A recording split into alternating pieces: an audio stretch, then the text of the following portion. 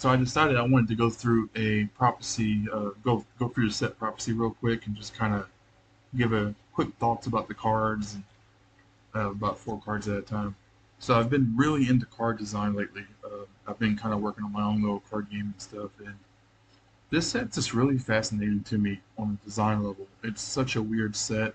It doesn't really feel like most other Magic sets, and it's pretty heavily regarded as a pretty bad set. This set came. This is like probably 2 sets. I believe it's 2 sets after Urza's block, which was like one of the most infamous power level sets that just, everybody said every card from that set it was broken, and a lot of those cards are still like extremely banned and everything, and extremely expensive, and so Wizards kind of had to backtrack a little bit, and Wizards does this sometimes. They also did this more recently with Champions after Mirrodin. They try to like make the next few sets a little bit weaker, but in reality they end up making them so weak that they're kind of forgettable. And this kind of happened here. So first of all, we have Abolish. Abolish is part of a cycle in this set where you can discard a land that associates the color idea instead of paying the card's mana cost, and then you get to do something for free. This is destroy artifact or enchantment. Pretty good, free spells are always good, and artifact and enchantment removal that your opponent won't see coming is pretty good. It might, they might tap out for it, or and there's always some artifact or enchantment, especially in Commander, that you just need to destroy quickly. So this is honestly pretty good. And even if you hardcast it, it's a little overcost if you hardcast it, but not by much. Next up, we have Aura Fracture, sacrifice land to destroy target enchantment.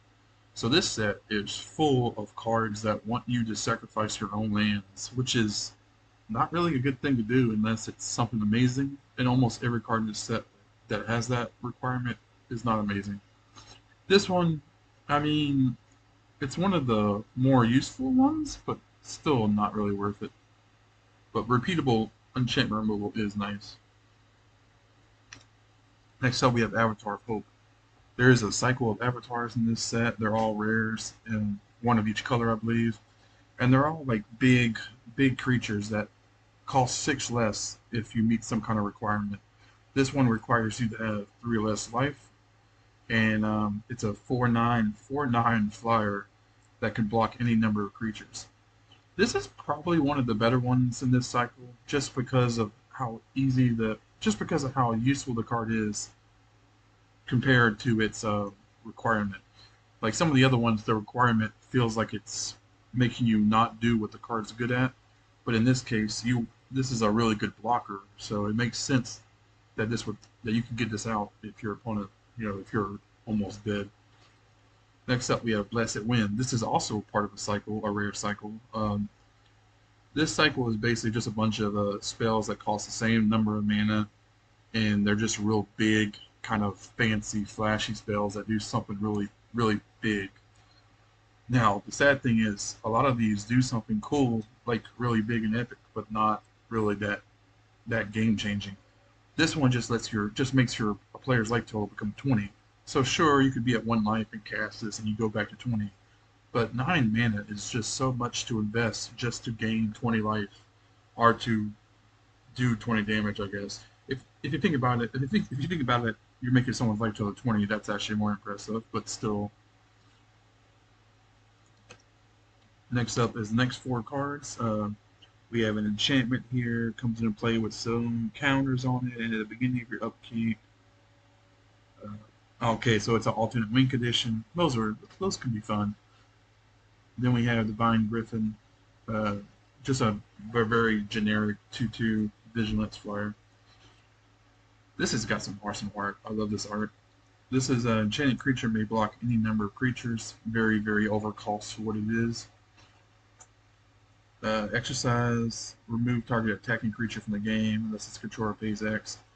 I mean, back then this probably wasn't the worst piece of mono white removal, but it's not very good.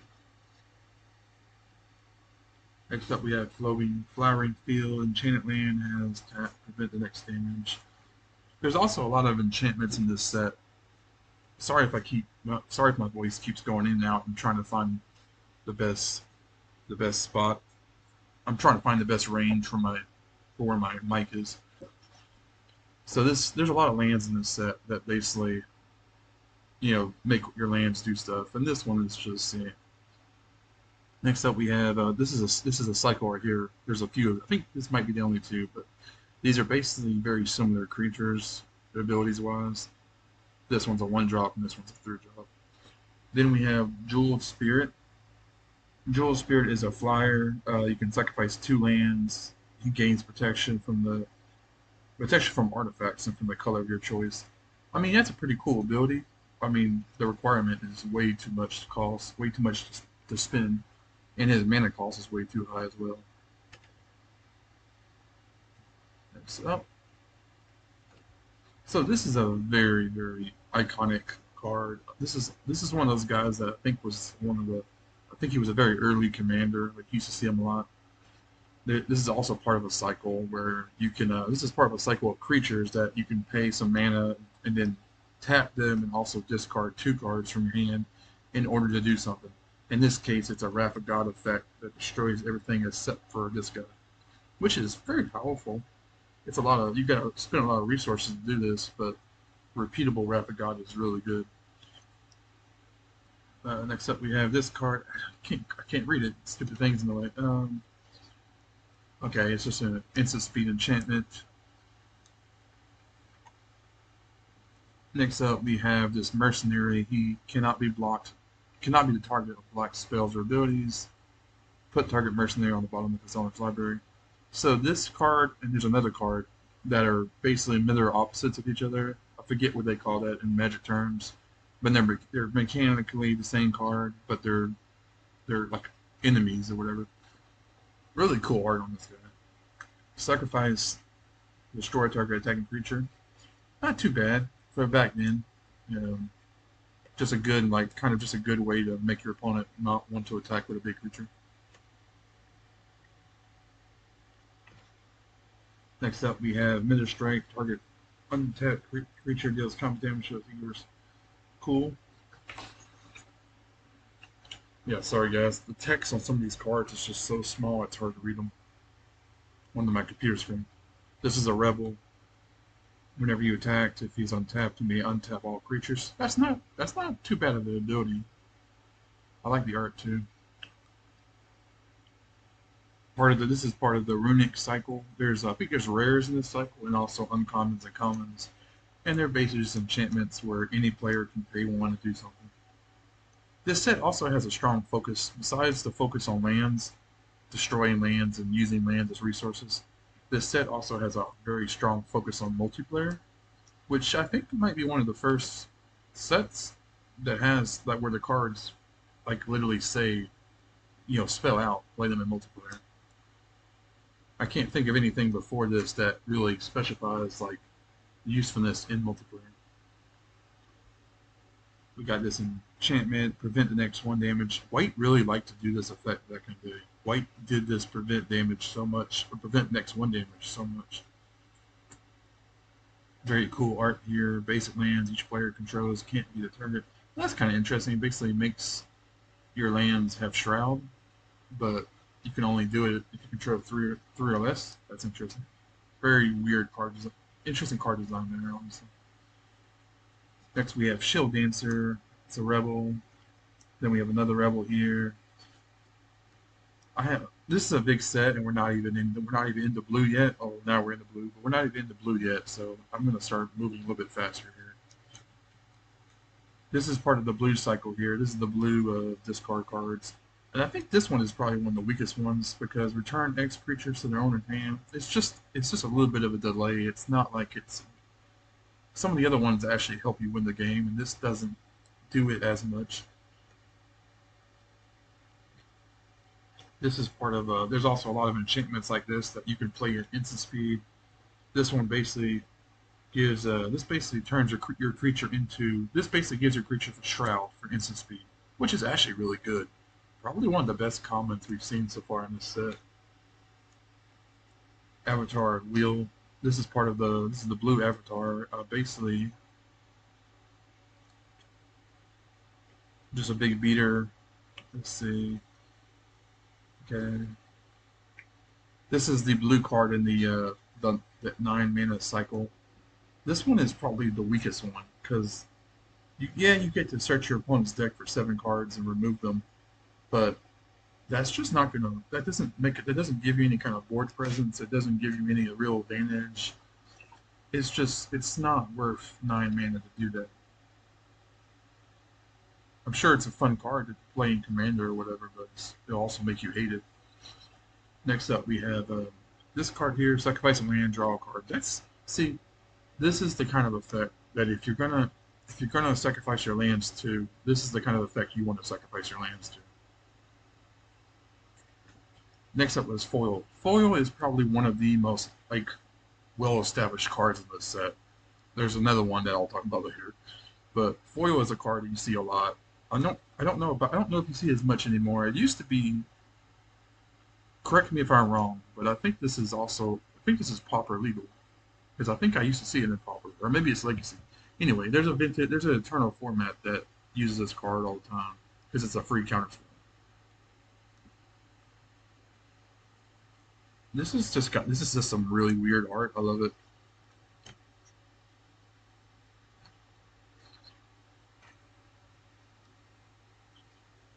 This is just one of those kind of wacky build around cards that in reality probably never saw much play. This card is I don't know about pre-commander formats or how good it is in Legacy or anything like that, but I know this is a popular card in commander like stacks builds. I don't know if it still is, but years back when I used to play commander more, I used to see this card. A buddy of mine, Scott, um, used to play this in like some very oppressive decks, and everybody hated him. Overburden. So whenever a player puts a creature card into play, each player returns a land. Interesting.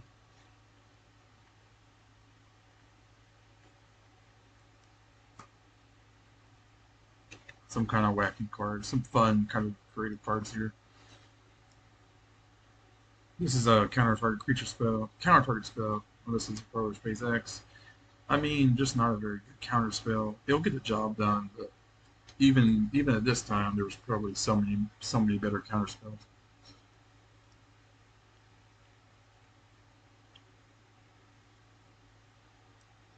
That's interesting. It's draw 3, but any player can make you discard 2, so that's and weird.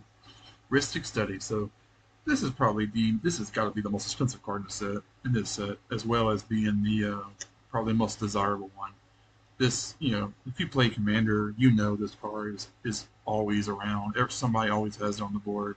9 out of 10 games you play, somebody's casting this, and 9 out of 10 times this card draws you like 5 plus cards. It's just the card advantage you get off of this is just always ridiculous. I remember this card. This is like one of the first times I remember this is one of the first cards I read, and I was like, wait, what? Card sucks. This is another one of the first rares I remember seeing. I was like, wow, this is not good.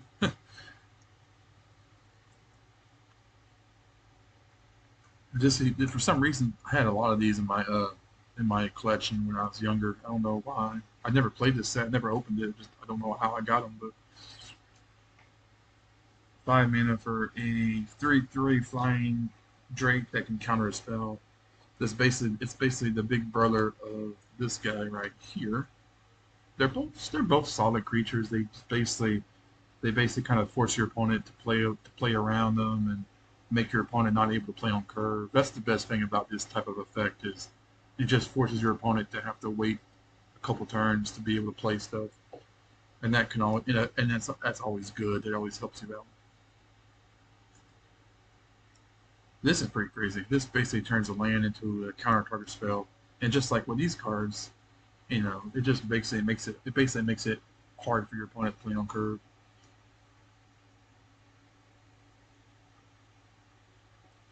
This is just I guess this is really aggressive stats back then because it has this side effect that's just it's just not a good effect. But I assume the 3/4 flyer was probably really on curve.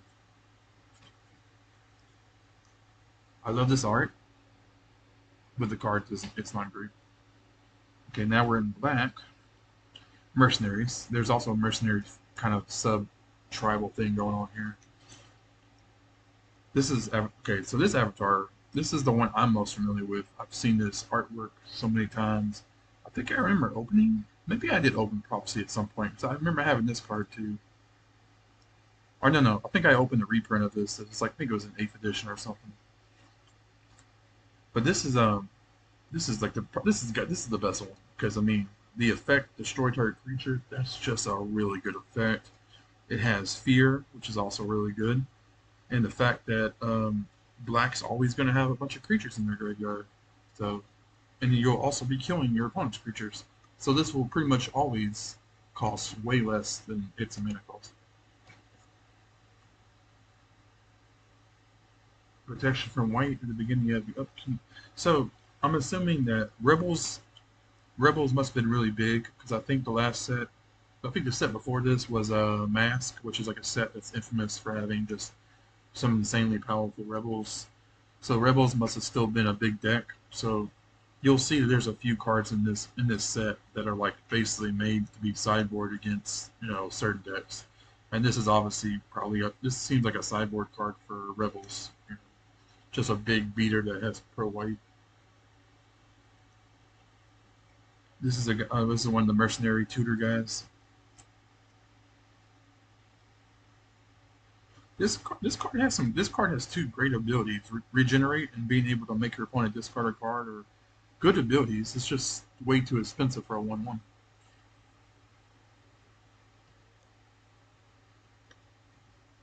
I love how I don't even get an English version of this, but the art is awesome.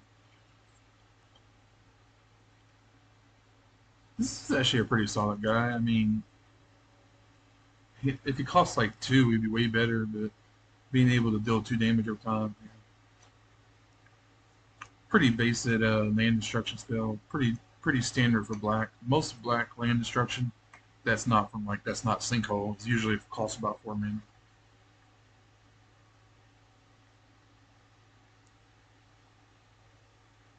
So this is basically like repeatable get creatures back from your graveyard to your hand, but any player can do it. So that's pretty dangerous. This is the black card in the cycle of the spell shaper cycle. This one, I mean, the effect.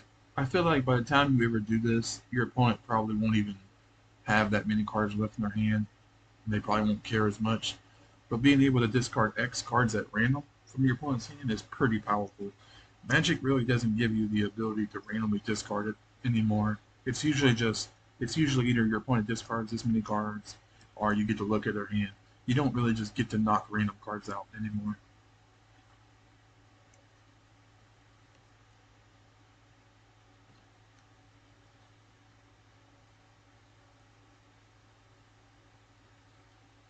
I never seen this shade before, but I love this art. This is probably the coolest looking shade ever. Now the actual shade ability is not really nothing crazy. It's actually worse than normal shades.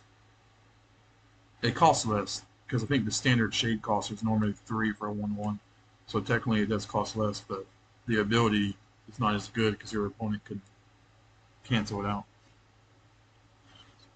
This is probably one of the better, besides the counterspell one. This is probably one of the better enchant lands because it basically lets you just deal damage to each creature and each player. If it was just player, it wouldn't be nothing crazy, but being able to send 1 damage to every creature your opponent to every creature is pretty impressive every turn. Imagine if you had like 2 of 3s out back then. You're probably keeping your opponent playing anything. Okay, this is the black free spell. Choose a creature type. It's pretty weak, honestly. I think if they would have just made this a straight up removal, like spot removal, it would have been so much better. Instead of trying to make like a weak board wipe. Flying first strike at the beginning of your upkeep. I mean, it's very aggressive stats. Flying first strike, 2 very good abilities. It's got a pretty solid power to cost ratio. I mean, you gotta pay its mana cost every turn, so that's horrible. Plague Wind. This is probably one of the better ones. This is basically just a one-sided board wipe for a 9 mana, which is definitely useful. I don't know how many times in Commander it's useful, but like I wonder in Standard or in Constructed, you probably were never going to get to 9 mana before you died.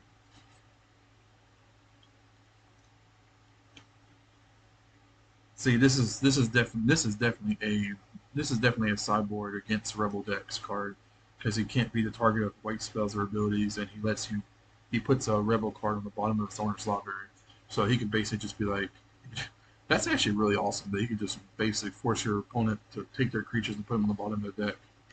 I mean, that's okay. Got any guys that played standard or block or whatever back then. Let me know how much this card actually saw play because he seems like an amazing card against the white decks or against the rebel decks.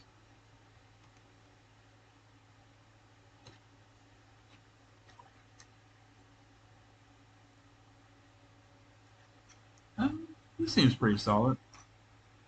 I mean, yeah, especially if your opponent doesn't have three mana, it's pretty solid.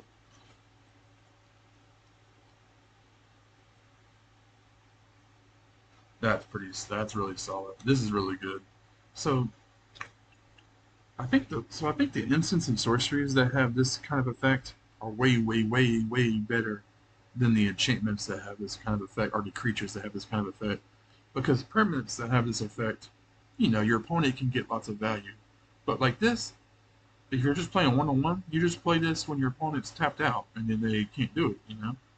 You don't have to worry about them next turn using 2 mana to get a card.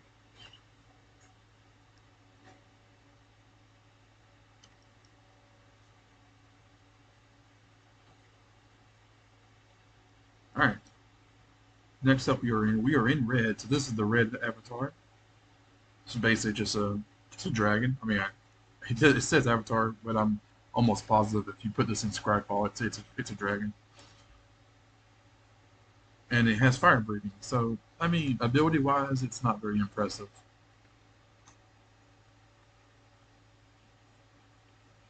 Deals 1 damage per creature player. So this is like just a ping spell on land, which I mean, it's just too expensive. This is like one of those aggressive 1/1s with a drawback, but the drawback is basically makes it useless because if you think about it, whenever you would want to have this card would be early game in your aggressive deck, and all your opponent has to do is leave a land untapped, and this will never be able to attack. So like against decks like against mono blue, they're just gonna leave a land open. Just yeah, terrible. Another sideboard card, activated abilities on rebels, cost an additional sacrifice a land.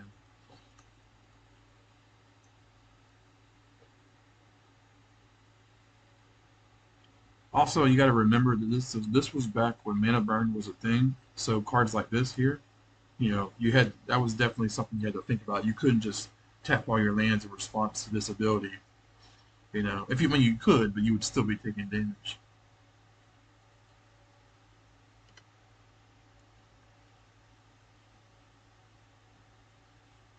Well, this is probably one of the earlier like coin flip type of cards I can remember. I mean, I know there's some in like I know there's a couple like in Legends and stuff. But Flame Shot.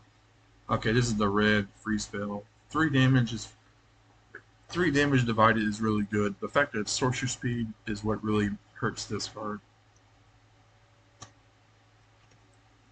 This is a pretty basic removal spell for like draft.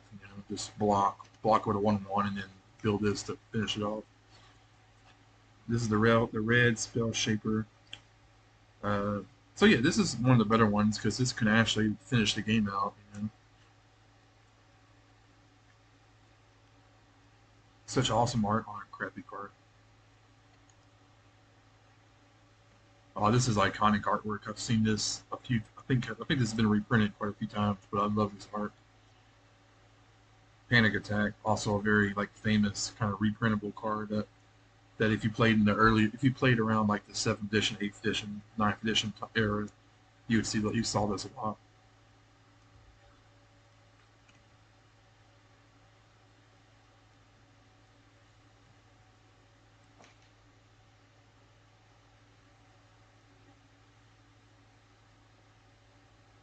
That's kind of cool. I like that. It's just classic kind of chaos gamble effect. And this is probably this is definitely one of the better uh, of this cycle. Probably the best one actually, because this can just finish the game, just easily finish the game. I don't think any of the other ones we've seen so far can actually just finish the game.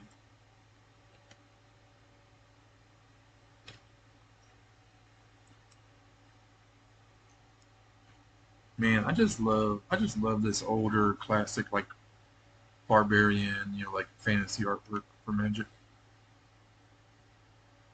Oh, red and green. Okay, okay, the green avatar.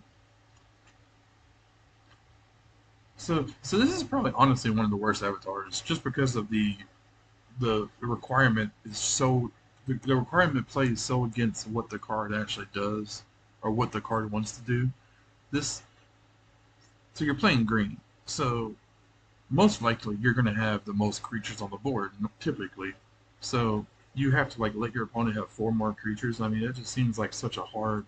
It seems like such a counterintuitive requirement for green for this green card. So enchantment removal.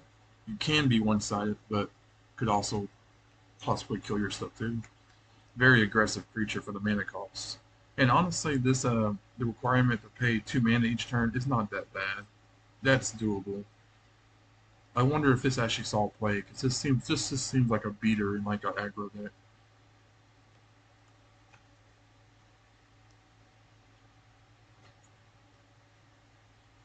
This is a very interesting like symmetrical effect.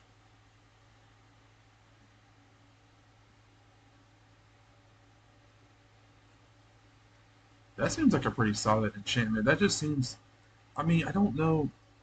This seems really good like in counter decks that care about counters, 1/1 counters.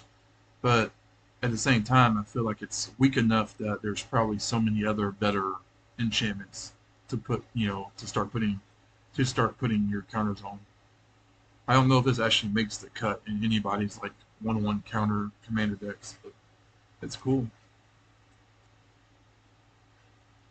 So this is another spell shifter that could possibly end the game.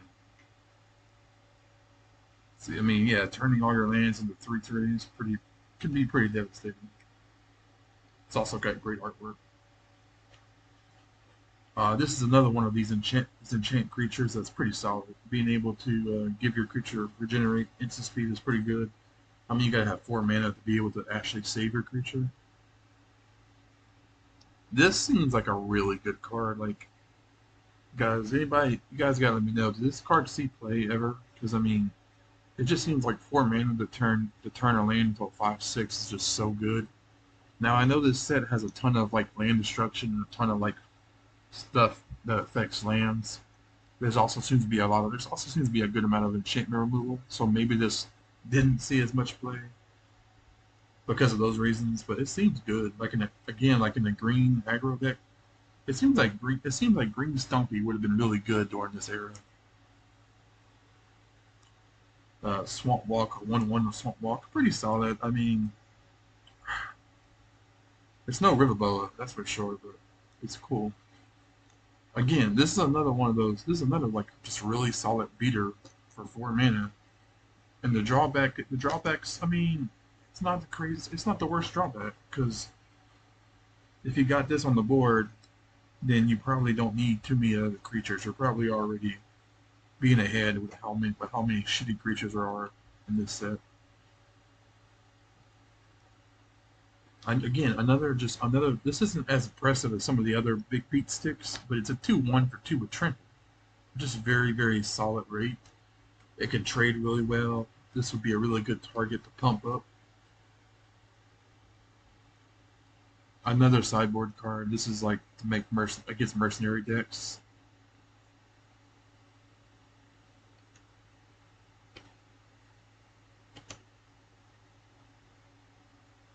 Okay, so snag. This is the green free spell. It's a fog. Wait, is it? Put all damage that would be dealt but not by unblocked. Yeah, it's basically a fog. And yeah, instant speed, free fog is always good. It's just a really good like safety net card. And free is even better because your opponent not going to see it coming. Because if you play a traditional fog and leave a green open, then there's the possibility they might figure it out, but they're not going to see this coming, so they might go all out. Okay. Oh, another fog on a stick. I didn't know this card was originally in this set. I think the first time I saw this card was in Modern Horizons 2, and I thought it was from that set, but no, this is an old card. That's good. Fog on a stick for 1 minute. Can't really ask. I mean, for a one drop, yeah.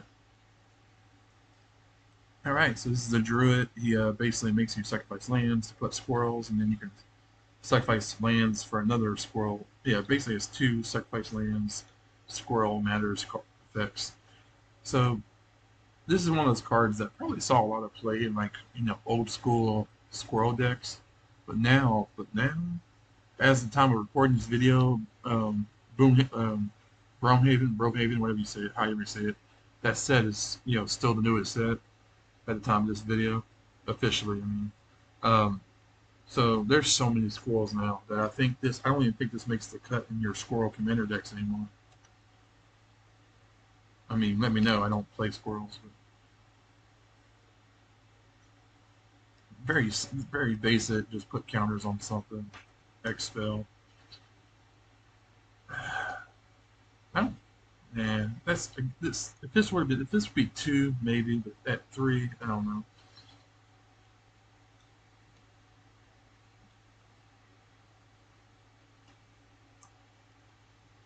Okay, here's the green part of the cycle.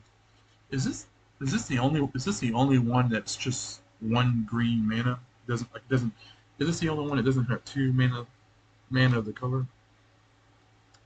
Oh, and besides the red one, I think this is the only other one that can just finish the game. Just all your creatures get +7/+7. That's crazy.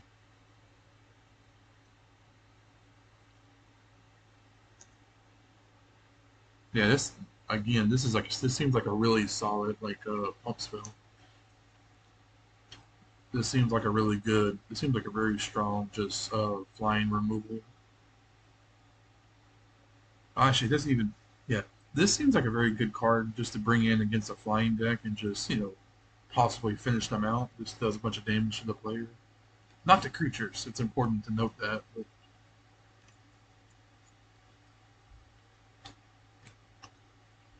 God, this is just terrible. Not a very good card, especially because Mana Burn was a thing. So, eh, got another just terrible artifact. Again, this is bad.